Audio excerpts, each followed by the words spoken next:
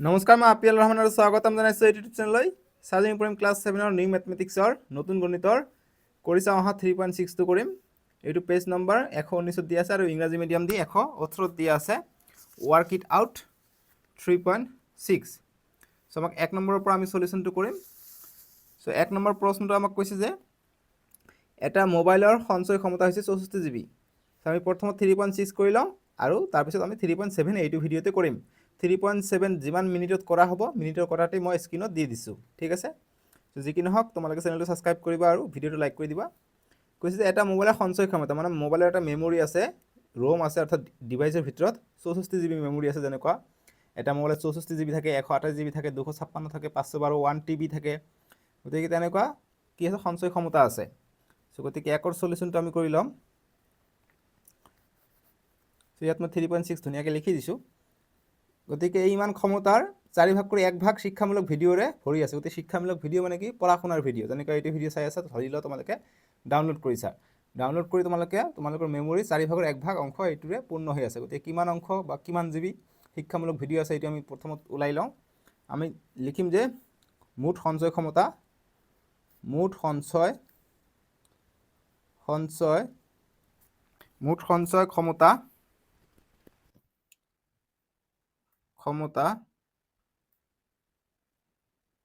ক্ষমতা কিমান, 64 GB, ঠিক আছে, 64 GB। মুঠ সঞ্চয় ক্ষমতা হৈছে 64 GB। 64 GB আমাক দিয়া আছে সেইকাৰণে, ঠিক আছে। এতিয়া আমি শিক্ষামূলক ভিডিঅ'ৰ কাৰণে চাওঁ। শিক্ষামূলক ভিডিঅ' আছে, তাৰপিছত পৰিৱেশ বাকী এপেৰে আছে কিমান, 3 ভাগৰ 1 ভাগ, আৰু পৰিৱেশ সম্পৰ্কীয় প্ৰকল্প এটাৰ বাবে ছবি তোলা হৈছিল আৰু সেই ছবি কিমান আছে, 32 ভাগৰ 1 ভাগ লৈছে। এতিয়া কৈছে যে ছবিবোৰেৰে ভৰি থকা সঞ্চয় ক্ষমতা নিৰ্ণয় কৰা।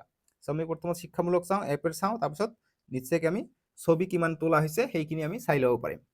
চ' মুঠ সঞ্চয় ক্ষমতা হৈছে 64 GB। এতিয়া লিখোঁ যে শিক্ষামূলক ভিডিঅ'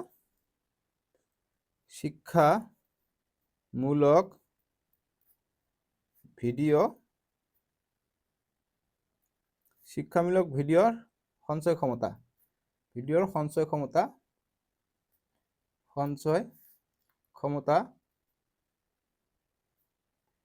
ক্ষমতাৰ কিমান আছে, মুঠ আছে 64 GB, তাৰে শিক্ষামূলক ভিডিঅ' আছে 4 ভাগ কৰি 1 ভাগ।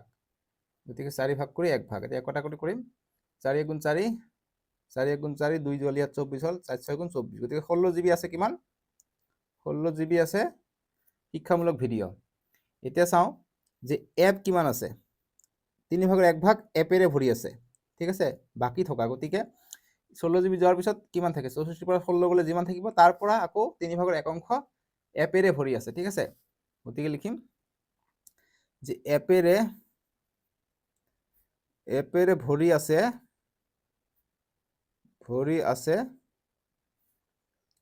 আছে কিমান, মুঠ আছে 64 GB। 64 GB পৰা 16 GB টো বিয়োগ কৰিব লাগিব। যিমান থাকিব সেইখিনিৰেহে কি হৈ আছে, সেইখিনিৰ 3 ভাগ কৰি 1 ভাগ এপেৰে ভৰি আছে, 3 ভাগ কৰি 1 ভাগ এপেৰে ভৰি আছে। এতিয়া ইয়াত 4 পৰা 6 নাযায়, 1 ধাৰ কৰি ল'ম। 14 পৰা 6 গ'লে 8, আৰু ইয়াত থাকিলে 5, 5 পৰা 1 গ'লে 4। গতিকে 48 GB আছে। 48 GB পূৰণ 1/3। এতিয়া কটাকটি কৰিম। 3 × 1 = 3, 3 × 1 = 3, 4 পৰা 3 গ'লে 1 থাকে, 1 গ'লে ইয়াত 18 হ'ল, 3 × 6 = 18। গতিকে ইয়াতো আমি 16 GB পালোঁ, কি এপেৰে ভৰি আছে, ঠিক আছে। এতিয়া আমাক কৈছে যে বাকী পৰিৱেশ সম্পৰ্কীয় প্ৰকল্প এটাৰ বাবে ছবি তোলা হৈছিল। গতিকে পৰিৱেশৰ কাৰণে, প্ৰকল্পৰ কাৰণে এটা টুৰিজম দিয়া হৈছিলে, টুৰ দিয়া হৈছিলে, এক্সকাৰশ্যন দিয়া হৈছিলে, তাতে ছবি তোলা হৈছিলে। তুমি পালা বাকী থকা 32 ভাগৰ 1 ভাগ ছবিৰে ভৰি আছে। গতিকে বাকী যিমান আছে, বাকী থকাটো 16 ভাগ কৰি 32 ভাগ কৰি 1 ভাগহে ছবিৰে ভৰি আছে। গতিকে ছবিৰে ভৰি থকা সঞ্চয় ক্ষমতা নিৰ্ণয় কৰা। গতিকে আমি মুঠ কিমান খৰচ হ'ল আমি চাই লওঁ।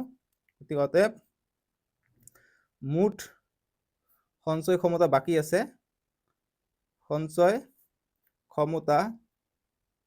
ক্ষমতা বাকী আছে যে কিমান মেমৰি বাকী আছে আমি চাওঁ। মুঠ আছে 64 GB, তাৰে ভিতৰত 16 GB শিক্ষামূলক ভিডিঅ' আৰু 16 GB এপেৰে ভৰি আছে। গতিকে 16 16 32 GB ব্যৱহাৰ হৈছে। গতিকে বাকী যিমান থাকিব সেইটো বাকী আছে। 4 পৰা 2 গ'লে 2, 6 পৰা 3 গ'লে 3, গতিকে 32 GB খালী আছে। এতিয়া এই 32 GB কি কৈছে, 32 ভাগৰ 1 ভাগ ছবিৰে পৰিপূৰ্ণ হৈ আছে। গতিকে আমি এতিয়া এনচাৰত আহিব পাৰিম। তেতিয়া লিখিম অতএব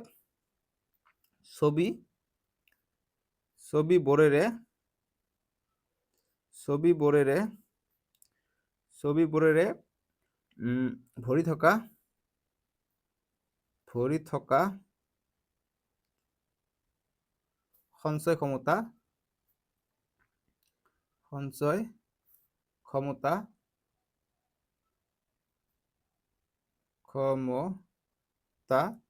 কিমান আছে? গতিকে 32 GB খালী আছে, তাৰে 32 ভাগৰ 1 ভাগ ছবি আছে। 32 × 32, 32 × 32, 1 পূৰণ 1, 1, গতিকে 1 GB আমাৰ হ'ব এনচাৰটো। এই ছবিবোৰেৰে ভৰি থকা সঞ্চয় ক্ষমতা হ'ব 1 GB। বাছ এইটোৱে আমাৰ সলিউশন। বুজি পালা? এনেকৈ আমাক সলিউশনখিনি কৰিব লাগিব। 2 নম্বৰ প্ৰশ্ন দিছে যে এজন ল'ৰাই চাইকেলেৰে 1/4 ঘণ্টাত 5/8 কিলোমিটাৰ অতিক্ৰম কৰে, তেন্তে ল'ৰাজনে 1 ঘণ্টাত কিমান দূৰত্ব অতিক্ৰম কৰিব? চ' আমি 2ৰ সলিউশনটো কৰিম। আমাক এইটো মিশ্ৰ ভগ্নাংশত দিছে, এটা স্বাভাৱিক সংখ্যা আৰু এটা প্ৰকৃত ভগ্নাংশ লগ লাগি থাকে, তাক আমি মিশ্ৰ ভগ্নাংশ বুলি কওঁ। গতিকে মিশ্ৰ ভগ্নাংশৰ পৰা আমাক আগত অপ্ৰকৃত ভগ্নাংশলৈ ল'ব লাগিব, অৰ্থাৎ এইটো আৰু এইটো পূৰণ কৰিম আৰু এইটো যোগ কৰিম। চ' গতিকে আমি চাওঁ মুঠ সময়টো আমি ওলাই লওঁ। মুঠ সময় কিমান দিয়া আছে? 1/4। এইটোক আমি সৰল কৰিলে কি হ'ব? এইটো আৰু এইটো পূৰণ হ'ব, অৰ্থাৎ 4 × 1 হ'ব আৰু এইটো যোগ হ'ব বাই তলত 4। গতিকে 4 × 4 আৰু 1 5, গতিকে 5/4 ঘণ্টা হ'ব আমাৰ মুঠ সময়, এইটো সৰল কৰিলে। আৰু কিমান দূৰত্ব অতিক্ৰম কৰে? 5/8। গতিকে লিখোঁ আৰু মুঠ দূৰত্ব দিছে 5/8। চ' এইটো চিম্প্লিফাই কৰিলে কি হ'ব? 8 × 5 হ'ব আৰু এই একটো যোগ হ'ব আৰু তলত 8 কৰিলে কি হয়? 5 × 8 = 40, 40 আৰু 1 41, 41/8 হয়। এতিয়া আমাক কৈছে তেন্তে ল'ৰাজনে 1 ঘণ্টাত কিমান দূৰত্ব অতিক্ৰম কৰিব? গতিকে 1 ঘণ্টাত কিমান দূৰত্ব অতিক্ৰম কৰিব সেইটো কৈছে। চ' যদি মই কওঁ তোমালোকক যে 6 ঘণ্টাত যদি 6 কিলোমিটাৰ যায়, তেনেহ'লে 1 ঘণ্টাত কিমান যাব? 6ক 6 দি ভাগ কৰিম। চ' 1 × 6, 6 × 6, অৰ্থাৎ 1 ঘণ্টাত 1 কিলোমিটাৰ যাব। 2 ঘণ্টাত 2 কিলোমিটাৰ, 3 ঘণ্টাত 3 কিলোমিটাৰ, 4 ঘণ্টাত 4 কিলোমিটাৰ, 5 ঘণ্টাত 5 আৰু 6 ঘণ্টাত 6 কিলোমিটাৰ, অৰ্থাৎ 1 ঘণ্টাত 1 কিলোমিটাৰকৈ গৈছে। ঠিক একেদৰে আমি এইটো মুঠ দূৰত্বৰ কাৰণে আমি এইটোক এইটোৰে ভাগ কৰি দিলে আমাৰ মুঠ 1 ঘণ্টাত কিমান যায় এইটো ওলাই পৰিব। চ' গতিকে আমি লিখিম সেইকাৰণে যে অতএব 1 ঘণ্টাত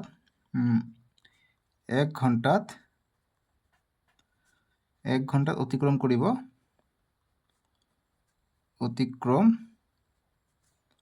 কৰিব কিমান?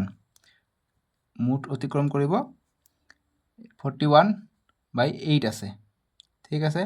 চ' গতিকে আমাৰ মুঠ সময় বাই আমি জানো দূৰত্ব স্পীড = SPWD, স্পীড, অৰ্থাৎ দূৰত্ব = ডিষ্টেঞ্চ বাই টাইম বুলি আমি জানো যে স্পীডটো কিমান হয়? যিমান দূৰত্ব অতিক্ৰম কৰিছোঁ বাই সময়। এইটো এটা সূত্ৰ আছে, এইটো আমি পিছত গৈ পাম, কিন্তু তোমালোকে এইটো জানা, ইয়াত যিটো বুজাই দিলোঁ এইটো কথা যে 1 ঘণ্টাত যিমান দূৰ অতিক্ৰম কৰিব, অৰ্থাৎ কিমান দূৰ অতিক্ৰম কৰিছে এইটো মুঠ দূৰত্ব। গতিকে আমি চিম্পল ভাষাত লিখোঁ যে 1 ঘণ্টাত অতিক্ৰম কৰিব, কমা দি তলত লিখোঁ কিমান কৰিব? 41/8 ভাগ এইটো হ'ব 4/5 ঘণ্টা। যেনেকৈ এইটো 6/6 কৰিছোঁ, কিলোমিটাৰ/ঘণ্টা কৰিছোঁ, তেনেকুৱা দূৰত্ব ভাগ সময়টো কৰিব লাগে। সময় হৈছে 5/4 বা 4/5 ঘণ্টা। এইটো ভাগ কৰিলে যিটো এনচাৰ আহিব সেইটোৱে 1 ঘণ্টাত অতিক্ৰম কৰিব। চ' 41/8 আছে। ঠিক আছে, ভাগটো পূৰণ কৰি দিলোঁ, পূৰণ কৰি দিলে 4টো ওপৰত যাব, 5টো তলত আহিব। এতিয়া কটাকটি কৰোঁ, 4 × 1 = 4, 4 × 2 = 8, ওপৰত থাকিলে 41 পূৰণ 1 অৰ্থাৎ 41, তলত হ'ল 2 পূৰণ 5 10, অৰ্থাৎ পালোঁ কিমান? 41/10 পালোঁ। গতিকে এইটোৱে হ'ব 1 ঘণ্টাত অতিক্ৰম কৰা দূৰত্ব। চ' গতিকে যিহেতু আমাক এইটো মিশ্ৰ ভগ্নাংশত দিছে অংকটো, গতিকে মিশ্ৰ ভগ্নাংশত আমাক ল'ব লাগিব এইটো গতিকে অপ্ৰকৃতৰ পৰা এতিয়া মিশ্ৰত কেনেকৈ ওলায় এই 10টি আমি 41ক ভাগ হৈ আছে 41ক ভাগ কৰিম এতিয়া 4 বাৰ দিলে 40 হৈ যায় ভাগশেষ 1 পালোঁ এতিয়া যিটো ভাগফল পাইছোঁ ভাগফলটো আগফালে লিখিম আৰু তলত 10 দিম ভাগশেষ পাইছোঁ ৰিমাইণ্ডাৰ পাইছোঁ কিমান 1 1টো ইয়াত আহিব চ' 4 1/10 হ'ব আমাৰ এনচাৰটো ঠিক আছে গতিকে 1 ঘণ্টাত অতিক্ৰম কৰিব ইমান দূৰত্ব ঠিক আছে দূৰত্বটো কি দিছে দূৰত্ব দিছে কিলোমিটাৰত দিছে নহয় কিমি মানে কিলোমিটাৰ ঠিক আছে কিমি মানে কিলোমিটাৰ গতিকে আমি কিলোমিটাৰ বুলি লিখিম কিলোমিটাৰ বাছ এইটোৱে সলিউশ্যন ইয়াতো তোমালোকে কিলোমিটাৰ দিবা মুঠ দূৰত্ব হৈছে এইটো কিলোমিটাৰত দিবা কিমি মানে কিলোমিটাৰ ইংৰাজীতো লিখিব পাৰা ইংৰাজীত লিখিলে km লিখিলে হৈ যায় কিলোমিটাৰ বুজি পাইছা এইটো কল 2 নম্বৰটো সলিউশ্যন একেবাৰে ধুনীয়াকৈ মই বুজাই দিছোঁ তোমালোকে নিশ্চয়কৈ 2 নম্বৰটো বুজি পাইছা নে এতিয়া কমেণ্ট বক্সত জনাবাচোন যে ছাৰ মই 2 নম্বৰটো বুজি পাইছোঁ বা বুজি পোৱা নাই এতিয়া আমাক দিছে 3 নম্বৰটো কৈছে যে এটা শ্ৰেণীত 80 গৰাকী শিক্ষাৰ্থী আছে মুঠ শিক্ষাৰ্থীৰ 10 ভাগৰ 1 ভাগে কল 5 ভাগৰ 1 ভাগে আম আৰু 5 ভাগৰ 2 ভাগে মধুৰিআম ভাল পায় কিমান শিক্ষাৰ্থীয়ে এই তিনিওটাৰ এটা ফল ভাল নাপায় গতিকে তিনিওটাৰ এটা ফল ভাল নাপায় কিমানজন শিক্ষাৰ্থী মুঠ শিক্ষাৰ্থী আছে 80 গৰাকী চ' আমি চাওঁ কিমানজনে কল আম আৰু মধুৰিআম ভাল পায় তাৰ পৰা আমি বিয়োগ কৰি দিলে কিমান শিক্ষাৰ্থীয়ে এটা ভাল নাপায় তিনিওটাৰ আমি ওলাব পাৰিম চ' গতিকে আমি 3ৰ সলিউশ্যনটো কৰিম চ' মুঠ শিক্ষাৰ্থী দিয়া আছে আমি লিখি ল'ম যে দিয়া আছে বা ডাইৰেক্ট লিখিব পাৰা যে দিয়া আছে গিভেন দিয়া আছে মুঠ শিক্ষাৰ্থী কিমান আছে মুঠ শিক্ষাৰ্থী আছে 80 গৰাকী গতিকে 80 গৰাকী লিখিম গৰাকী ঠিক আছে এতিয়া কল কিমান ভাল পায় এতিয়া লিখিম অতএব কল ভাল পায় কল ভাল পায় কিমান 80 গৰাকীৰ 10 ভাগৰ 1 ভাগে ভাল পায় গতিকে 10 ভাগৰ 1 ভাগ এটা কটাকটি কৰোঁ 0 0 কটা যাব অকল 8 থাকিলে গতিকে 8 গৰাকী কল ভাল পায় ঠিক আছে এতিয়া চাওঁ যে আম কিমানজনে ভাল পায় গতিকে আম ভাল পায় 80 জনৰ কিমান 5 ভাগৰ 2 ভাগ গতিকে 5 ভাগৰ 2 ভাগ এতিয়া কটাকটি কৰিলে 5 1 গুণ 5 ইয়াত কাটিলে 5 1 গুণ 5 8ৰ পৰা 5 গ'লে 3 থাকিলে 3 ইয়াত লগ লাগিলে 30 30 হৈ গ'ল 5 6 গুণ 30 গতিকে 16 বাৰ অৰ্থাৎ 16 গৰাকী ভাল পায় কি আম এতিয়া মধুৰিআমটো চাওঁ আৰু মধুৰিআম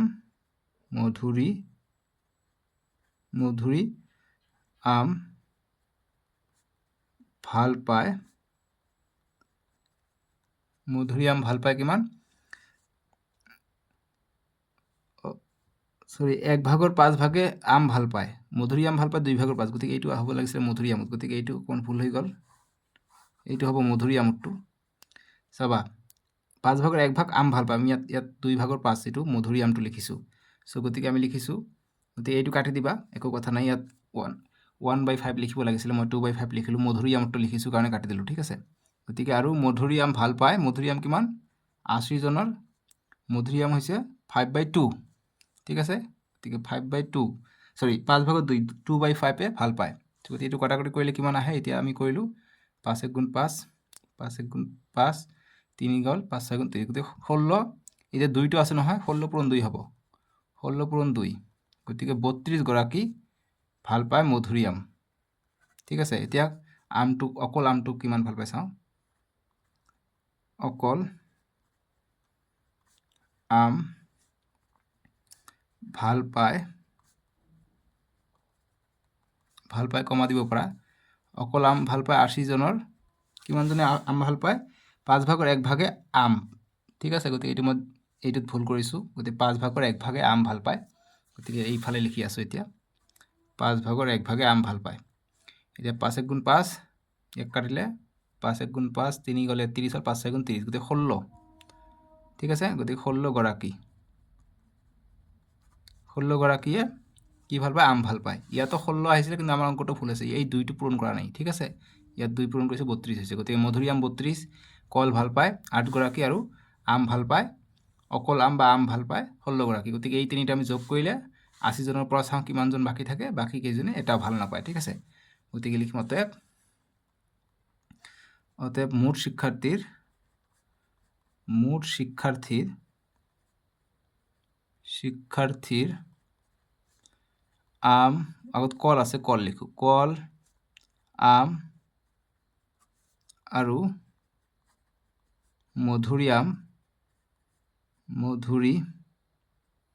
মধুৰিআমত কি দীৰ্ঘিকাৰ আছে নেকি দেখাচোন? দীৰ্ঘিকাৰ আছে। গতিকে মধুৰিআম ভাল পায় মুঠ শিক্ষাৰ্থী আম, কল, আম আৰু মধুৰিআম ভাল পায় কিমান হ'ব? গতিকে কলত কিমান পাইছিলোঁ? কলত আছে 8গৰাকী, গতিকে 8 যোগ কৰিম। তাৰপিছত আমত কিমান ভাল পায়? আমত ভাল পায় 16গৰাকী, 16 যোগ কৰিম। আৰু মধুৰিআম কিমান ভাল পায়? মধুৰিআম ভাল পায় 32গৰাকী, গতিকে 32 যোগ কৰিম। চবকেইটা যোগ কৰিলে কিমান হয়? 56গৰাকী হ'ব, তিনিওটাই ভাল পায়। ঠিক আছে, মানে যোগ কৰি। এতিয়া আমাক কৈছে কিমানজনে তিনিওটা ভাল নাপায়, গতিকে লিখিম অতএব ভাল নোপোৱা যে মুঠ শিক্ষাৰ্থীৰ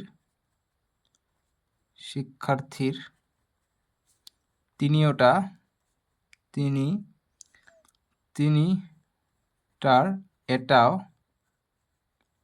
ভাল নাপায়, অৰ্থাৎ কল, আম, মধুৰিআম একো ভাল নাপায়। ঠিক আছে, ভাল নাপায় কিমানজন হ'ব? 80 জন আছে টোটাল, তাৰে ভিতৰত 56 জনে কল, আম আৰু মধুৰিআম ভাল পায়। গতিকে 56টো বিয়োগ কৰি দিব লাগিব, ইমান গৰাকী হ'ব আমাৰ এনচাৰটো। ঠিক আছে, এতিয়া 0ৰ পৰা 6 নাযায়, 1 ধৰি গ'লাম, 10, 10ৰ পৰা 6 গ'লে 4, ইয়াতে গ'লে 7, 7ৰ পৰা 5 গ'লে 2, গতিকে 24গৰাকী আমাৰ এনচাৰটো হৈ পৰিব। ঠিক আছে, 24গৰাকী শিক্ষাৰ্থী এটা ভাল নাপায়। ঠিক আছে, এতিয়া 4 নম্বৰ প্ৰশ্নটো দিছে আমাক, গতিকে 4 সলিউশনটো কৰিম। কৈছে যে 40 লিটাৰ ধাৰণ ক্ষমতাৰ এটি পাত্ৰ 4/3 পানীৰে ভৰি আছে। গতিকে এটা পাত্ৰ আছে, ধৰি লোৱা এইটো পাত্ৰত ইয়াত 4 ভাগ কৰি 3 পানী আছে। ঠিক আছে, আৰু এই পাত্ৰটোত কিমান লিটাৰ পানী ধৰে? 40 লিটাৰ পানী ধৰে বুলি আমাক কৈছে। গতিকে 4 ভাগ কৰি 3 ভাগ পুৰ আছে, 1 ভাগ খালী আছে, অৰ্থাৎ 25 লিটাৰ। এইটোক যদি 4 ভাগ কৰি কিমান হ'ব? 40ক 4 ভাগ কৰিলে 4 × 4 = 4, 4 × 10 = 40, অৰ্থাৎ এটা ভাগত 10 লিটাৰকৈ আছে। গতিকে 3 ভাগ আছে, অৰ্থাৎ 30 লিটাৰ পানী আছে, আৰু 10 লিটাৰ পানী দিলে ইয়াত 40 লিটাৰ সম্পূৰ্ণ হ'ব, সেইকাৰণে 3 ভাগ সম্পূৰ্ণ হৈ আছে। ঠিক আছে, এতিয়া কৈছে যে ৰাহুলে সমান ধাৰণ ক্ষমতাৰ 5টা সৰু পাত্ৰত পানীখিনি ভৰালে, প্ৰতিটো সৰু পাত্ৰৰ ধাৰণ ক্ষমতা কিমান? গতিকে ইয়াত যিমানখিনি পানী আছে, গতিকে আমি চালোঁ কি 30 লিটাৰ পানী আছে। এতিয়া 5টা পাত্ৰত ভৰাইছে, গতিকে এই পাত্ৰটোৰ সৰু পাত্ৰ এটাৰ ধাৰণ ক্ষমতা কিমান হ'ব? গতিকে আমি অংকটো কেনেদৰে কৰিম? আমাক 40 লিটাৰ পানী দিয়া আছে, গতিকে আমি লিখিম যে মুঠ পাত্ৰটোৰ ধাৰণ ক্ষমতা, বা পাত্ৰটো এনেকৈ লিখিব পৰা যে পাত্ৰটোৰ ধাৰণ ক্ষমতা, এইটো চিত্ৰ না কিবা জাষ্ট বুজাৰ কাৰণে দিছোঁ, তোমালোকে এইটো লিখিবা যে পাত্ৰটোৰ ধাৰণ ক্ষমতা কিমান? 40 লিটাৰ। আৰু পানী কিমান আছে? পানী আছে 4/3 অংশ। তাৰমানে আমি কি বুজিব পাৰোঁ? তাৰমানে এইটোৱে বুজিব পাৰোঁ যে 40ৰ ধাৰণ ক্ষমতাৰ 4/3, গতিকে এইটো পূৰণ হৈ আছে। এতিয়া কটাকটি কৰোঁ, 4 × 4 = 4, 10 × 40, এতিয়া 10 × 3 = 30 লিটাৰ, অৰ্থাৎ 30 লিটাৰ পানী আছে ইয়াত। ঠিক আছে, আমিতো ইয়াতে ওলাইছোঁ 30 লিটাৰ আছে বুলি, কিন্তু আমি এনেকৈ অংকত কৰিলোঁ 30 লিটাৰ পানী আছে। এতিয়া 5টা পাত্ৰত, গতিকে লিখিম অতএব 5টা পাত্ৰত ভৰালে এটা পাত্ৰৰ কিমান? ঠিক আছে, গতিকে লিখিম যে অতএব 5টা, যে প্ৰতিটো সৰু, যেটো প্ৰশ্ন আমাৰ উত্তৰ কৰিব কৈছে, যে প্ৰতিটো সৰু পাত্ৰৰ ধাৰণ ক্ষমতাটো আমাক ওলাব কৈছে। গতিকে লিখিম পাত্ৰৰ ধাৰণ ক্ষমতা কিমান হ'ব? মুঠ পানী আছে 30 লিটাৰ। ঠিক আছে, মুঠ পানীটো ওপৰত হ'ব, মুঠ পানী আছে 30 লিটাৰ, আৰু পাত্ৰ কেইটা লৈছে? 5টা পাত্ৰ লৈছে, সৰু পাত্ৰ, গতিকে 5ৰে ভাগ কৰিব লাগিব। 5 ভাগ কৰিলে কি হ'ব 5 গুণ 5 5 6 গুণ 30 গতিকে 6 পালোঁ আমি এনচাৰটো অৰ্থাৎ 6 লিটাৰ ঠিক আছে আমাক যেটো কৈছে প্ৰশ্নত যে প্ৰতিটো সৰু পাত্ৰৰ ধাৰণ ক্ষমতা কিমান প্ৰতিটো সৰু পাত্ৰৰ ধাৰণ ক্ষমতা কিমান গতিকে আমি লিখিছো প্ৰতিটো সৰু পাত্ৰৰ ধাৰণ ক্ষমতা ইজ ইকুৱেল টু 6 লিটাৰ বাস এইটোৱে আমাৰ সলিউশন বুজি পালা এনেকৈ কৰিব লাগিব 4 নম্বৰটোৰ সমাধান समझ गए आप लोग सो এতিয়া 3.6 শেষ পালে এতিয়া 3.72 কৰিম ঠিক আছে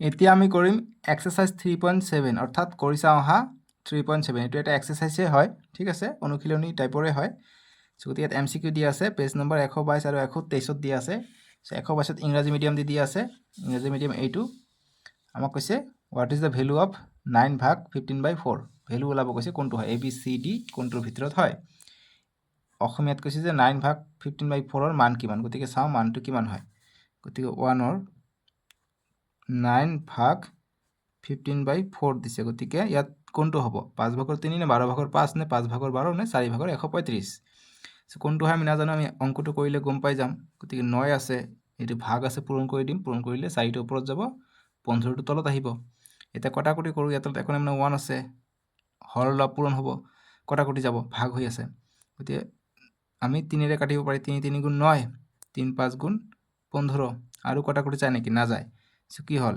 3 4 গুণ 12 1 ৰ 5 গুণ 5 গতিকে 5 ভাগৰ 12 आंसर হ'ব 5 ভাগৰ 12 কত আছে 5 ভাগৰ 12 সি আছে গতিকে সি হ'ব আমাৰ आंसरটো ঠিক আছে গতিকে आंसर হ'ব সি এনেকৈ আমি অঙ্কটো কৰিব লাগিব এটা 2 নম্বৰটো কৰো চাও কি কৈছে 2 নম্বৰ 2 নম্বৰ কৈছে আমাক যে মধুলিনাই দিনটোৰ 12 ভাগৰ 1 ভাগ গণিত অভ্যাস কৰে তলৰ কোনটো প্ৰকাশে তেওঁৰ গণিত অভ্যাস কৰা শুদ্ধ সময় সূচাব সো গতি দিনটোৰ অৰ্থাৎ 24 ঘণ্টাৰ 12 ভাগ কৰি 1 ভাগ অৰ্থাৎ তেওঁ 12 ভাগ কৰি অৰ্থাৎ 2 ঘণ্টাকে গণিত কৰে তাৰ মানে 12 ভাগৰ 1 ভাগ কি কৰে গণিত কৰে এটা কটা কৰি কৰো 12 গুণ 12 2 12 24 2 পূৰণ 1 2 গতিকে কিমান হ'ব 2 ঘণ্টা কৰে অৰ্থাৎ আমাৰ প্রকাশ রাশিটা হবে কিমান 24 পূরণ 1/12 কত আছে 24 পূরণ 1/12 গতিকে এইটো 24 টো চাবা মই আগফালে দিছো পিছফালে দিলে একো কথা নাই যেহেতু পূৰণে ক্ৰম বিনিময় বিধি মানি চলে তো 1/4 দিছে আমি পিছফালেও 12 দিলে আমাৰ একে आंसर আহিব ঠিক আছে সো 1/12 * 12 সৰি 24 তো পিছতো আমি দিব পাৰি সো গতিকে এইটো পিছফালে দিছে 1/12 * 24 গতিকে এই হ'ব আমাৰ आंसरটো ঠিক আছে তো এই হ'ব আমাৰ आंसरটো বাকি বি সি ডি নহব নেক্সট তোমালোকে চাবা 3 নম্বৰটো দিছে আমাক 3 নম্বৰ দিছে যে ফাতিমাই জন্মদিনৰ বাবে দেউতাকে আনি দিয়া 200 টকাৰ 200 চকলেটৰ 200টা চকলেট তাৰ মানে 200 চকলেটৰ 2 ভাগৰ 1 ভাগ সহপাঠী সকলৰ মাজত বিতৰণ কৰিলে বাকি থকাৰ পৰা 5 ভাগৰ 1 ভাগ তাই ভায়েকক দিলে তাইৰ ভায়েক পোৱা চকলেটৰ বাবে কোনটো ৰাশি শুদ্ধ হ'ব তোমালোকে দেখা টোটাল আছিল 200টা চকলেট তাৰে আধা ভাগ কি সহপাঠীৰ লগত দিছে অৰ্থাৎ আধা ভাগটো সহপাঠীৰ লগত ভাগ কৰিছে অৰ্থাৎ 2 1 গুণ 2 2 1 200 অৰ্থাৎ 100টা সহপাঠীক দিছে 200টাৰ ভিতৰত 100টা যদি সহপাঠীক দিলে তাৰ লগত থাকিব আৰু 100টা 200টা আছিল এতিয়া কি হৈছে যি বাকি 100টা আছে তাৰে 5 ভাগৰ 1 ভাগ তাৰ ভায়েকক দিছে এতিয়া ভায়েকক কিমানটা চকলেট দিছে হেতু প্ৰকাশ ৰাতি আমাক কৈছে সো এইটো ভায়েকক দিছে এতিয়া কটাকটি কৰো 5 1 গুণ 5 5 2 গুণ 10 0 অৰ্থাৎ 20টা চকলেট আমাৰ ভায়েকক দিছে গতিকে প্ৰকাশ ৰাশি কোনটো হ'ব এইটো আমাক কৈছে তোমালোকে দেখা এতিয়া যে প্ৰকাশ ৰাশি কোনটো হ'ব সো গতিকে প্ৰকাশ ৰাশি প্ৰথমত কি হ'ব 200টা আছে 200 পূৰণ হাফ হ'ব আৰু 1/5 হ'ব সো 200 পূৰণ হাফ এইটো নহব যেহেতু তোমালোকে চাবা ঠিক আছে হ'ব কাৰণ 200 চাও এইটো কৰি চাও যে আমাৰ 20 आंसरটো আহে নে নাই সো 1/5 পূৰণ প্ৰথমত 1/2 সহপাঠীক দিছে 200টা চকলেট আছে সহপাঠীক দিছে আধা আৰু 5 ভাগৰ 1 ভাগ দিছে তেওঁৰ ভায়েকক সো গতি এইটোই আমাৰ প্ৰকাশ ৰাশি হ'ব লাগে চাও কৰি চাও হয় নে নহয় 2 1 গুণ 2 2 1 গুণ 2 দুটা শূন্য 5 1 গুণ 5 5 2 গুণ 10 এটা শূন্য অৰ্থাৎ 20 আহিলে आंसर গতিকে আমাৰ এইটোই ঠিক আছে এই হ'ব আমাৰ आंसरটো বাকি বি ভাগটো নহবই 200 পূৰণ 1/2 ভাগ দিছে গতিকে ভাগ নহব গতিকে এই হ'ব आंसरটো ঠিক আছে এটা নেক্সট 4 নম্বৰ প্ৰশ্নটো কৰো 4 নম্বৰ কৈছে যে তোমাৰ ঘৰত এজন গাখীৰ বেপাৰীয়ে 1.5 লিটাৰ গাখীৰ দিয়ে, গতিকে গাখীৰ বেপাৰীয়ে 1.5 লিটাৰ গাখীৰ দিয়ে, মানে 1 লিটাৰ আৰু আধা, 1.5 লিটাৰ। তেওঁ গাখীৰখিনিক এটা আধা লিটাৰৰ পাত্ৰৰ সহায়ত জোখে, গতিকে আধা লিটাৰ পাত্ৰৰ সহায়ত জোখে বুলি কৈছে। তেওঁ পাত্ৰটোৰ সহায়ত কিমানবাৰ গাখীৰ দিবলগীয়া হ'ব, তাৰ বাবে কোনটো ৰাশি শুদ্ধ হ'ব? গতিকে আধা লিটাৰত তেওঁ কি আছে? চ' গতিকে 1.5 লিটাৰ আছে, গতিকে আধা লিটাৰকে তেওঁ জোখে, গতিকে আধা লিটাৰকে কিমানবাৰ দিব লাগিব? গতিকে 1 লিটাৰত দুবাৰ আধা লিটাৰ থাকে, আধা লিটাৰ যোগ আধা লিটাৰ মিলি কি হয়? 1 লিটাৰ হয়।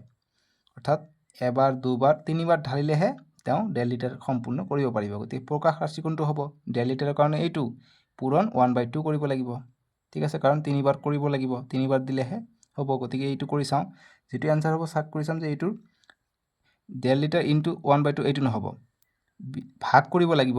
যে 1.5 লিটাৰটোক আধাৰে ভাগ কৰিলে আমি 3 পাই যাম। গতিকে এইটো হ'ব আমাৰ এনচাৰটো। 1.5 লিটাৰক আধাৰে ভাগ কৰিছে, দেখা ইয়াক 1.5 লিটাৰ ইয়াক আধাৰে ভাগ কৰিছে, গতিকে আধাৰে ভাগ কৰিলে কি হ'ব? 1.5 লিটাৰ 2 1 গুণ 2 আৰু 1 যোগ হ'ব, অৰ্থাৎ 3/2। এইটো পূৰণ কৰি দিম, ভাগটো পূৰণ কৰি দিলে 2টো ওপৰত যাব, 1 তলত আহিব। 2 1 গুণ 2 2 1 গুণ 2 অকল 3 থাকিলে 3/1 মানে কি? 3 হয়, অৰ্থাৎ 3 লিটাৰ পাই গ'লোঁ, মানে 3বাৰ দিব লাগিব। গতিকে আমাৰ বিটো হ'ব আমাৰ এনচাৰটো, ঠিক আছে। নেক্সট 5 নম্বৰটো দিছে আমাক যে ৰংমিলিৰ ঘৰৰ পানী টেংকিত 1/5 পানীৰে ভৰ্তি হৈ আছিল। গতিকে 1/5 পানীৰে ভৰ্তি হৈ আছিলে, 5/3 পানীৰে ভৰ্তি হৈ আছে তেওঁৰ ঘৰৰ টেংকি। তাৰে 3/1 পানী খালী হ'লে, গতিকে ইয়াৰ ভিতৰত খালী হৈছে কিমান? 3/1 ঠিক আছে। কিমান অংশ পানী টেংকিটোত থাকিব? গতিকে কিমান অংশ পানী টেংকিটোত থাকিব দেখা তোমালোক। বস্তুটো অকণমান দেখা তোমালোক যে 5/3 পানী আছিলে, ঠিক আছে। তাৰে 3/1 কি কৈছে? খালী কৰিছে, মানে খৰচ কৰিছে। তাৰমানে এতিয়া টেংকিটোত কিমান থাকিব? চ' ইয়াৰ আকৌ এই 3/1 কিমান সেইটো আমাক চাব লাগিব। গতিকে নিশ্চয়কৈ আমি ইয়াৰ লগত 1/3 কৰি দিম। চ' 1/3 কৰিলে কি হ'ব? এইটো 3 কটা যাব, গতিকে 1/5 থাকিব। গতিকে 1/5 পানী খৰচ কৰিছে, ঠিক আছে, মানে 1/5 তাৰমানে খৰচ হৈ গৈছে। আছিল কিমান? 5/3, গতিকে তাৰে 5/1 খৰচ হ'লে কি হ'ব? 5/2 থাকিব, 5/2 থাকিব, কাৰণ ইয়াৰ পৰা তোমালোকে 1/5 বিয়োগ কৰি দিয়া কি পাবা? 5 3 - 1 = 2/5, অৰ্থাৎ 2/5, গতিকে 1 কমি যাব, 2/5 ইয়াত আছে, গতিকে চি হ'ব আমাৰ এনচাৰটো। বুজি পালা তোমালোক? এতিয়া 6 নম্বৰ প্ৰশ্ন দিছে যে ক অংশৰ সৈতে খ অংশ মিলোৱা। আমাক মিলাব দিছে ক অংশ আৰু খ অংশ, কোনটোৰ লগত মিলিব। আমাক এই নম্বৰটো দিছে যে 12/4 = 3 ভাজ্য, গতিকে ইয়াৰ ভাজ্যটো কি হ'ব? গতিকে দেখা 12/4, গতিকে 12/4, গতিকে 4 গুণ 4 4 3 গুণ 12, গতিকে ভাগফলটো আমাৰ 3 আমাক দিয়া আছে, গতিকে ঠিকে আছে। ইয়াৰ ভাজ্য কি হ'ব আমি কৈছোঁ, গতিকে ভাজ্যটো প্ৰথমটো হয় আমি জানো, গতিকে 12 হ'ব ইয়াৰ ভাজ্য, অৰ্থাৎ এইটো 3 লগত মিলিব, এই মিলিব 3 নম্বৰ লগত। অপশ্যন চাওঁ, জাষ্ট মিলাব কৈছে, একো কথা মিলাই দিলে হৈ গ'ল। এইটো 3 নম্বৰ লগত মিলিব। এতিয়া কৈছে 24ৰ 3/4 কাৰ লগত মিলিব? চাওঁ, চেক কৰি চাওঁ, কাৰণ এইটো ভাজ্য, সেইকাৰণে 12 লগত মিলিলে। এতিয়া আমাক কৈছে 24ৰ ৰ মানে পূৰণ, মই কৈছোঁ আগতো, গতিকে ৰ মানে পূৰণ 3/4 কাৰ লগত মিলে চাওঁ। 4 1 গুণ 4 4 4 গুণ 16 4 5 গুণ 4 6 24, 6 বাৰ গ'ল, 6 পূৰণ 3 3 6 গুণ 18, গতিকে 18 লগত মিলিব এইটো। গতিকে 18 ক'ত আছে? 18 আছে ওপৰতে, গতিকে এইটো মিলিব ইয়াত। এতিয়া চি নম্বৰটো চাম কোনটোৰ লগত মিলে। 4 নম্বৰ দিছে 3/4 × 2/7 গুণকটো, গতিকে এইটো কৰি পেলাই গুণকটো কোনটো হ'ব। আমি চি নম্বৰটো কৰোঁ। 3/4 × 2/7 দিছে, চ' এইটো কটা যায়, 2 1 গুণ 2 2 2 গুণ 4। এতিয়া 3 পূৰণ 1 3 2 পূৰণ 7 14, গতিকে 3/14 হ'ব। চ' 3/4 আছে, গতিকে এইটো ভুল হৈ আছে, ইয়াত 14 হ'ব, ঠিক আছে। 3/14 চি নম্বৰ মিলিব 4 নম্বৰ লগত। আৰু ডি কৈছে 1 3/4 অন্যান্যক মানে ওলোটা, যেনেকৈ আমি কৈছোঁ যে 5ৰ অন্যান্যক কি? 5ৰ অন্যান্যক অৰ্থাৎ ৰেচিপ্ৰকেল 1/5, আৰু 1/5ৰ ৰেচিপ্ৰকেল অৰ্থাৎ অন্যান্য কি হ'ব? 5 হ'ব। ঠিক একেদৰে 4ৰ ৰেচিপ্ৰকেল বা অন্যান্য কি হ'ব? 1/4, জাষ্ট ওপৰত 1 যায়। ঠিক একেদৰে আমাক এইটো প্ৰশ্ন দিছে ডি নম্বৰটো, যে 1 3/4 অন্যান্য কি? গতিকে আমি এইটো মিশ্ৰ ভগ্নাংশৰ পৰা অপৰকেইটাত লৈ লওঁ, 4 পূৰণ 1 4 4 আৰু 3 যোগ কৰিলে 7 7/4 সো ইয়াৰ অন্যান্য কি হ'ব অৰ্থাৎ উলটি যাব অন্যান্যটো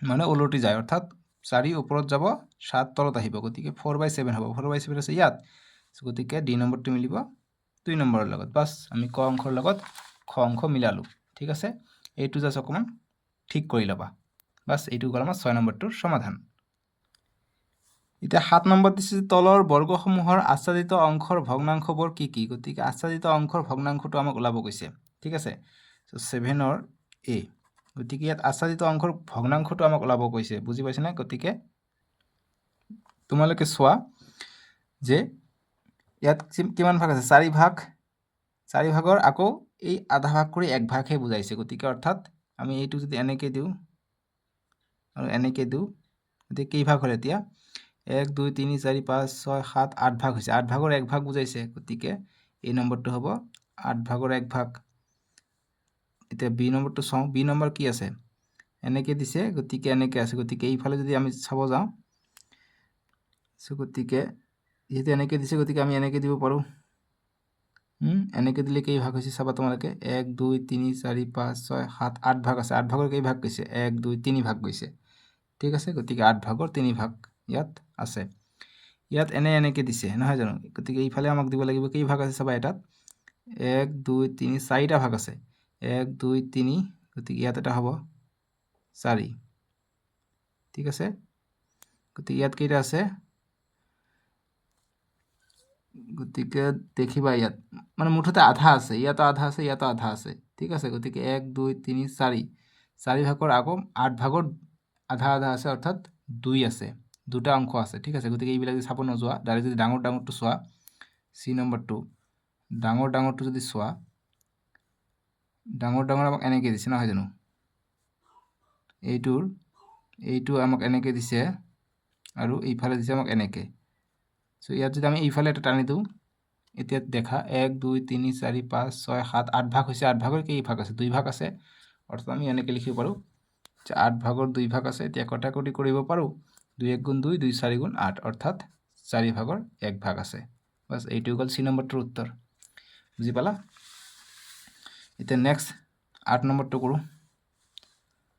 বহুত অংক দিছে এইবিলাক অংক পৰীক্ষাৰ কাৰণে ইম্পৰ্টেন্ট 8 ৰ পি কৈছে যে যদিহে দুটা ভগ্নাংশৰ পূৰণফল 1 হয় তেন্তে এটাক আন্তৰ অন্যান্যক বুলি কোৱা হয় গতিকে কৈছে যে যদি দুটা ভগ্নাংশৰ পূৰণফল 1 হয় তেন্তে তাক এটাক আন্তক অন্যান্যক বুলি কোৱা হয় বুলি কৈছে আৰু কোশ্চেন কৈছে অৰ্থাৎ এইটো যুক্তি শুদ্ধ আছে নাই যে a/b হৈছে b/a হৈছে a/b ৰ অন্যান্য গতিকে এইটো ঠিক আছে কিয়নো পালটি যায় অন্যান্য ক্ষেত্ৰত b টো ওপৰত আছিল অন্যান্যকত b টো তলত আছে গতিকে এইটোও শুদ্ধ আছে কাৰণ দুটা ভগ্নাংশৰ পূৰণফল 1 হলেহে অন্যান্য হ'ব যেনেকুৱা 6 ৰ অন্যান্য কি 6 ৰ অন্যান্য হৈছে 1/6 1 ওপৰত যায় বুলি কৈছো সো এইটো পূৰণফল কিমান 6 * 1/6 6 গুণ 6 6 গুণ 6 অৰ্থাৎ পূৰণফল আমি 1 পাও এই কাৰণে কথাষাৰ কৈছে যে যদিহে দুটা ভগ্নাংশৰ পূৰণফল 1 হয় তেন্তে এটাক আন্তৰ অন্যান্যক বুলি কোৱা হয় গতিকে অন্যান্য কেনেকৈ ক'ব ইয়াৰ পূৰণফলটো আমি 1 পাম সো দুটা শুদ্ধ আছে p আৰু q এই কৈছে যে p আৰু q দুটা শুদ্ধ গতিকে এই আমাৰ आंसर হ'ব বাকি b কৈছে p আৰু q দুটাই অশুদ্ধ এনেকুৱা নহয় p শুদ্ধ q অশুদ্ধ p অশুদ্ধ q শুদ্ধ গতিকে এই হ'ব দুটাই শুদ্ধ আছে 8 ৰ এই হ'ব আমাৰ आंसरটো ঠিক আছে বাস 8 নম্বৰটো কৰিলো এতিয়া 9 নম্বৰ প্ৰশ্ন দিছে উক্তি দিছে অৰ্থাৎ এছাৰচন দিছে আমাক এছাৰচনটো কি দিছে যে প্ৰকৃত ভগ্নাংশ পূৰণ কৰিলে পোৱা ভগ্নাংশটো দুটাতকৈ সৰু আৰু যুক্তি দিছে যে প্ৰকৃত ভগ্নাংশ সদায় 0 আৰু 1 ৰ মাজত থাকে আৰু 0 আৰু 1 ৰ মাজত থকা যিকোনো দুটা সংখ্যাৰ পূৰণফলটো দুটা সংখ্যা দুটাতকৈ সৰু অৰ্থাৎ আমাক যদি উক্তি শুদ্ধ হয় আৰু যুক্তি শুদ্ধ হয় আমি দুটা শুদ্ধ বুলি লিখিম আৰু কম উক্তি আৰু যুক্তি যদি উক্তিটো যেটো কৈছে যদি যুক্তিটো শুদ্ধ ব্যাখ্যা দিছে ইয়াৰ তাহলে আমি কম দুটাই শুদ্ধ যেনেকৈ অপচন এ যে a আৰু r দুটাই শুদ্ধ আৰু r হৈছে অৰ্থাৎ ৰিজন হৈছে যুক্তি হৈছে এর শুদ্ধ ব্যাখ্যা চাও আমি যে দুটা শুদ্ধ আছে নাই শুদ্ধ থাকাৰ পিছত আমি চাম যে যুক্তিটো এটো ধুনিয়াকৈ বুজাইছে নাই বুজোৱা যদি বুজাইছে a হ'ব নবুজালে b হ'ব আৰু যদি এটো শুদ্ধ এটো অশুদ্ধ c হ'ব আৰু যদি এটো অশুদ্ধ এটো শুদ্ধ তাহলে d হ'ব ঠিক আছে সো আমি প্ৰ্যাকটিক্যালি চাও অঙ্কটো কৰি পেলাই আমাক কৈছে যে প্ৰকৃত ভগ্নাংশ পূৰণ কৰিলে গতিকে প্ৰকৃত ভগ্নাংশ যদি আমি পূৰণ কৰো যেনেকুৱা 1/2 তলৰটো ডাঙৰ গতিকে প্ৰকৃত ভগ্নাংশ 3/4 তলৰটো ডাঙৰ, গতিকে প্ৰকৃত ভগ্নাংশ। গতিকে প্ৰকৃত ভগ্নাংশ যেতিয়া আমি পূৰণ কৰোঁ, পোৱা ভগ্নাংশ দুটাতকৈ সৰু, গতিকে আমি যিটো ভগ্নাংশ পাম এই দুটা ভগ্নাংশতকৈ সৰু হ'ব বুলি কৈছে। চাওঁ শুদ্ধ নে অশুদ্ধ, আমি চেক কৰি চাওঁ। ঠিক আছে, যেতিয়া কটাকটি কৰিলে নাযায় কটাকটি, 1 3 গুণ 3 আৰু 2 4 গুণ 8 হৈ যায়, গতিকে 8/3 পাই যাওঁ। চ' এইটো ভগ্নাংশ এইটো আৰু এইটোতকৈ সৰু হয়নে নহয় চেক কৰোঁ। চববিলাক মিলাই লওঁ, 1/2, 3/4 আৰু 3/8। চ' আমি লসাগুলৈ তলৰ কেইটা সমান কৰি ল'ম। গতিকে 8, 4 আৰু 2ৰ এলচিএম লৈ লওঁ। কিহেৰে যাব? 2ৰে যাব, 2 4 গুণ 8, 2 2 গুণ 4, 2 1 গুণ 2। আকৌ 2ৰে যাব, 2 2 গুণ 4, 2 1 গুণ 2, 1। আৰু নাযায়, এতিয়া পূৰণ কৰিম। 2 2 গুণ 4, 4 3 গুণ 4 2 গুণ 8, অৰ্থাৎ 8 হৈ যাব ইয়াৰ লসাগু এলচিএম। এতিয়া 8ক 8ৰে ভাগ কৰিলে একবাৰ যাব, 1 পূৰণ 3, 3। 8ক 4ৰে ভাগ কৰিলে দুইবাৰ যাব, 8ক 4ৰে ভাগ কৰিলে দুইবাৰ যাব, 4 গুণ 4, 4 2 গুণ 8। এতিয়া 2 পূৰণ 3 হ'ব, 2 3 গুণ 6। 8ক 2ৰে ভাগ কৰিলে 4বাৰ যাব, 4 পূৰণ 1, 4। এতিয়া কোনটো ভগ্নাংশ ডাঙৰ দেখা? আমাক কি কৈছে যে প্ৰকৃত ভগ্নাংশ যদি পূৰণ কৰিলোঁ তেনেহ'লে ভগ্নাংশটোৱে পোৱা ভগ্নাংশটোৱে দুটাতকৈ সৰু, অৰ্থাৎ যিটো আমি ভগ্নাংশ পাইছোঁ 3/8, এইটো দুটাতকৈ সৰু হ'ব লাগিব। ইয়াত চাবা, এইটো হৈছে 8/4, এইটো হৈছে 8/6, আৰু আমি পাইছোঁ কিমান? 8/3। গতিকে দুটাতকৈ আমি সৰু পাইছোঁ, গতিকে কথাষাৰ একেবাৰে শুদ্ধ আছে। এতিয়া যুক্তি কৈছে যে প্ৰকৃত ভগ্নাংশ সদায় 0 আৰু 1ৰ মাজত থাকে, গতিকে এইটো মনত ৰাখিবা। এইটো আমি যদি ভাগ কৰি দিওঁ 0 আৰু 1ৰ মাজত পাম। ঠিক আছে, 0তকৈ কমো নাপাম, 0 নাপাম, 1ও নাপাম। ঠিক আছে, তাতকৈ তাৰ মাজত পাম। আৰু 0 আৰু 1ৰ মাজত থকা যিকোনো দুটা সংখ্যাৰ পূৰণফলটো সংখ্যা দুটাতকৈ সৰু। ঠিক আছে, গতিকে ঠিকেই কথা কৈছে। আমি দেখা পাইছোঁ যে যিটো আমি পূৰণ কৰিছোঁ সংখ্যা দুটাতকৈ সৰু হয়। চ' উক্তি আৰু ৰিজন দুয়োটাই শুদ্ধ আছে, গতিকে অপশ্যন এ হ'ব আমাৰ শুদ্ধ উত্তৰ।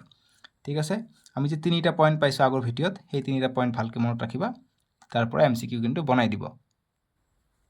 9ৰ বি নম্বৰ দিছে, উক্তি দিছে যে 1ৰ 4/3 হৈছে 75, গতিকে চাওঁ 75 হয়নে নহয়। গতিকে 1ৰ ৰ মানে পূৰণ, 4/3টো হৈছে 75, চেক কৰি চাওঁ হয়নে নহয়। 2ৰে যাব, 2 2 গুণ 4, 2 5 100, আৰু 2ৰে যাব, 2 1 গুণ 2, 2 25 50। এতিয়া তলত 1 থাকিলে, ওপৰত থাকিলে 25 পূৰণ 3, গতিকে 25 পূৰণ 3 কিমান হৈ যায়? 3 25 75। গতিকে আমাক কি কৈছে? উক্তি কৈছে 1ৰ 4/3 হৈছে 75, গতিকে এইটো শুদ্ধ পাইছোঁ, উক্তি শুদ্ধ আছে। ঠিক আছে, তাৰপিছত আমি অপশ্যন চাম। এতিয়া যুক্তি দিছে যে এটা ভগ্নাংশ আৰু এটা পূৰ্ণ সংখ্যাৰ পূৰণফল সদায় এটা পূৰ্ণ সংখ্যা। গতিকে এটা ভগ্নাংশ, যিকোনো ভগ্নাংশ প্ৰকৃত অপ্ৰকৃত সেইটো কোৱা নাই, গতিকে আমি যিকোনো ল'ব পাৰোঁ যে 3/4। এটা ভগ্নাংশ আৰু এটা পূৰ্ণ সংখ্যা, গতিকে পূৰ্ণ সংখ্যাৰ পূৰণফল সদায় এটা পূৰ্ণ সংখ্যা। গতিকে পূৰ্ণ সংখ্যা যিটো এটা লৈ লওঁ, পূৰ্ণ সংখ্যা মানে কি? যিকোনো সংখ্যা ল'ব পাৰোঁ, 4 5 6 যি লোৱা, সেইটো পূৰ্ণ সংখ্যা। ঠিক আছে, কৈছে এটা পূৰ্ণ সংখ্যাৰ পূৰণফল সদায় এটা পূৰ্ণ সংখ্যা, গতিকে এটি যদি আমি পূৰণ কৰি দিওঁ সদায় এটা পূৰ্ণ সংখ্যা পাওঁ বুলি আমাক কৈছে। গতিকে চেক কৰি চাওঁ পূৰ্ণ সংখ্যা আমি পাওঁ নে নাই। চ' এইটো কটাকটি কৰাত 2 3 গুণ 6, 2 2 গুণ 4, আৰু যায় নেকি? নাযায়। চ' 3 3 গুণ 9, 9/2। গতিকে 9/2টো কি হয়?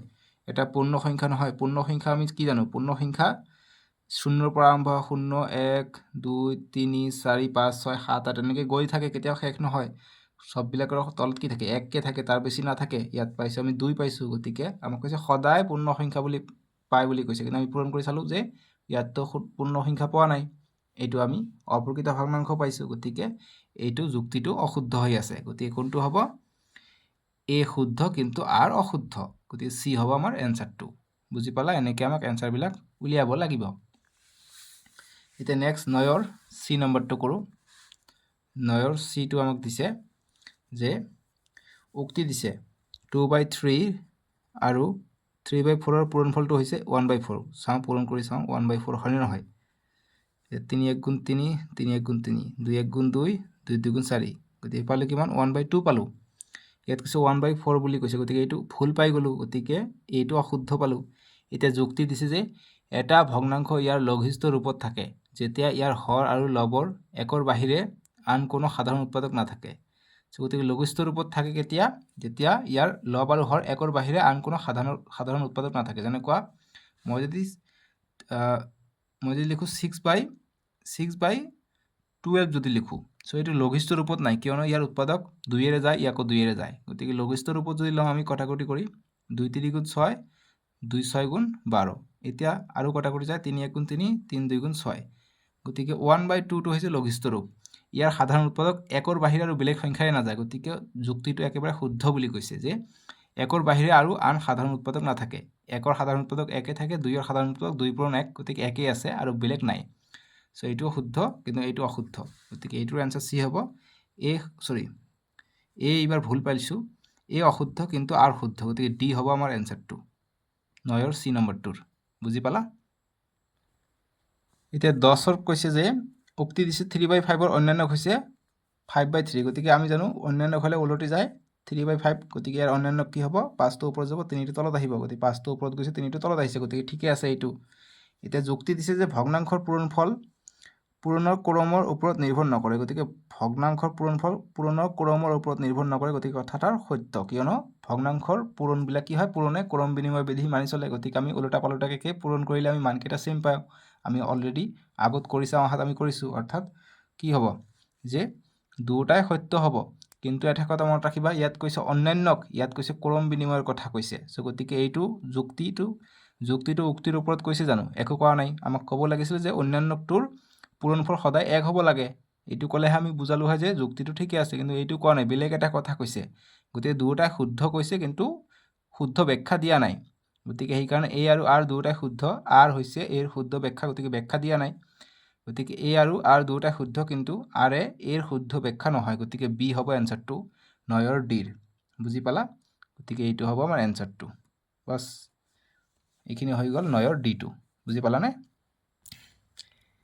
এতিয়া 10 নম্বৰ প্ৰশ্ন দিছে যে 20 জন মানুহৰ বাবে বনাবলগীয়া কলৰ কেকৰ বাবে 10 নম্বৰ প্ৰশ্ন দিছে যে 20 জন মানুহৰ বাবে বনাবলগীয়া কলৰ কেকৰ বাবে প্ৰয়োজনীয় সামগ্ৰীসমূহ তলত দিয়া ধৰণৰ সো 20 জন মানুহৰ কাৰণে যদি কলৰ কেক এটা বনাব যায় তেনেহলে এইবিলাক সামগ্ৰী লাগে এতিয়া কৈছে যে মিলিয়ে 5 জন মানুহৰ বাবে কেক বনাব বিচাৰিছে মিলিৰ কেকৰ বাবে প্ৰয়োজনীয় সামগ্ৰীৰ তালিকাখন প্ৰস্তুত কৰা গতিকে 5 জনৰ কাৰণে কি লাগিব মানে যেনেকুৱা 20 জনৰ কাৰণে যদি 8টা কল লাগে তাহলে 5 জনৰ কাৰণে কেইটা কল লাগিব এইটো মিলিয়ে বনাব বিচাৰিছে কেকটো কলৰ কেকটো ঠিক আছে গতিকে লিখিম যে 10ৰ সলিউশন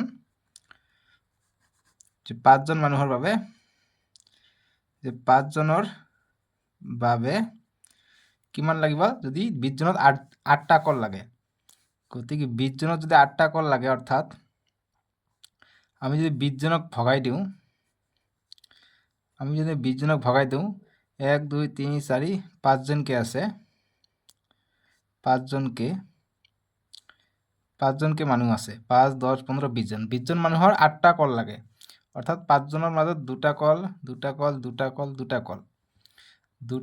আৰু দুটা 4টা দুটা 6টা আৰু দুটা 8টা কল 20 জন মানুহৰ কাৰণে লাগে কেকত সো গতিকে 5 জনৰ কাৰণে কেইটা কল লাগিব দুটা কল লাগিব তাৰ মানে কি 8টা কল আমি 1 2 3 4 ৰে ভাগ কৰিম ঠিক আছে 4 1 গুণ 4 4 2 গুণ 8 অৰ্থাৎ দুটা কল লাগিব 5 জন মানুহৰ কাৰণে গতিকে 5 জনৰ বাবে কি হ'ব কল লাগিব 8 জনৰ কাৰণে লাগে 20 জনৰ কাৰণে লাগে 8টা গতিকে 5 জনৰ বাবে কি হ'ব আমাক 4 দি ভাগ কৰিব লাগিব গতিকে 4 1 গুণ 4 4 2 গুণ 8 অৰ্থাৎ দুটা কল লাগিব আৰু 1/3 কাপ চেনি লাগে গতিকে চেনি 20 জনৰ কাৰণে লাগে কিমান 1 গতিকে 1/3 ভাগ কি হ'ব ভাগ 4 হ'ব এতিয়া যদি সম্পূৰ্ণ কৰি কি হ'ব 1 পূৰণ 3 3 আৰু 1 4 4/3 এটো ভাগ 4 হৈ আছে এতিয়া 4/3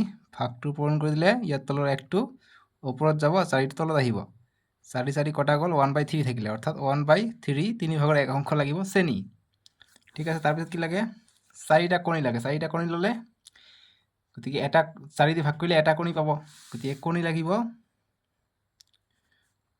20 জনৰ কাৰণে 4টা লাগে গতিকে 5 জনৰ কাৰণে 4 ৰে ভাগ হ'ব গতিকে এটা কণী লাগিব এনেকৈ 4 ৰে ভাগ কৰি দিবা এনসাৰখিনি আহি যাব ঠিক আছে নেক্সট কণীৰ পিছত নেক্সট তালিকাটো চোৱা যে গলি থকা মাখন গলি থকা